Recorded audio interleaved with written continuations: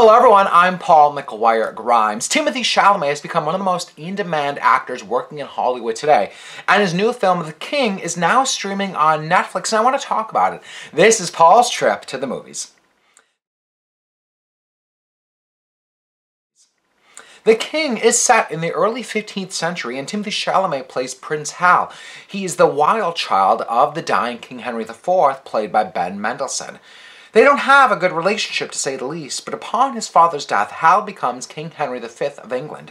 He's described as the drunken boy who now wears the crown. He's forced to take matters into his own hands and prove himself, despite being a drastically different kind of man and ruler than his father. It also stars Joel Edgerton, Robert Pattinson, and Thomasin McKenzie. The King is directed by David Michôd, who co-wrote the screenplay with Joel Edgerton, and they've collaborated on many movies before, like The Rover and Animal Kingdom. Their script is taken from Shakespeare's Henry plays. Now, purists out there may object to the blending of his works together into one movie, or the specific removal of his text, but I think that David Michôd and Joel Edgerton make it accessible for a new audience, who are most likely young Chalamet fans. Joel Edgerton also stars as Henry's confidant, Falstaff. Now, Henry V is a different kind of role for Timothée Chalamet.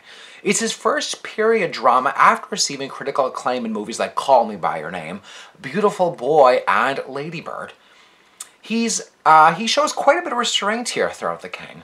He's never boring to watch, as he lets the text speak for itself and keeps so much of his emotions bottled up behind his eyes, letting it all build to the big battle with the French in the climax. Robert Pattinson also shines and frankly steals the show as the Dauphin of France. Pattinson plays him as the maniacal and wicked villain. The performance is decidedly over the top, countering that of Chalamet and Joel Edgerton's performance. It's quite the change for Pattinson given his work in the Twilight Saga or in Good Time. The King is a Netflix original film, and it may be a tall order to get people to stop scrolling through their Netflix queue and watch a 2-hour and 20-minute adaptation of Shakespeare's history plays.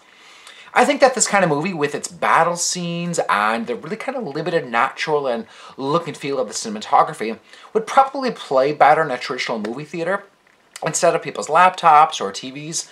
It's not the kind of Netflix film to casually have on hand in the background. Director David Michôd keeps it moving fairly well without letting it drag too often.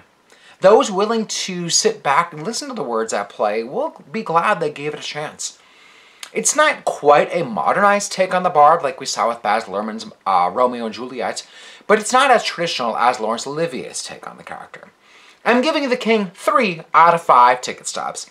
If you like my review today, click subscribe on my YouTube channel. I have reviews of other Netflix films like Dolomite Is My Name. Don't forget to follow me on Instagram and Twitter at Paul's Movie Trip. And then go to my website, paulstriptothemovies.com, for even more reviews. Thank you so much for watching my review of The King. This is Paul's Trip to the Movies.